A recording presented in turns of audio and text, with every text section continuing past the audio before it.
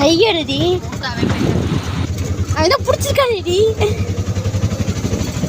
Status இன்னைக்கு பாருங்க. நான் தங்கிறாங்க அம்மா பாரு. இது சபானா அம்மா பாருமா. ஏ சபானா எடுத்துட்டியே. என்னம்மா எங்க வீட்டுல அமுச்சுட்டேன். எங்க வீட்டுல அப்படியே குதிப்பாங்க எங்க அத்தா. பிடிச்சிக்கிறியா வாங்கி எப்படி வந்துட்டுன்னு எங்க அத்தா பேரெல்லாம் செத்து போயிடுறாரு.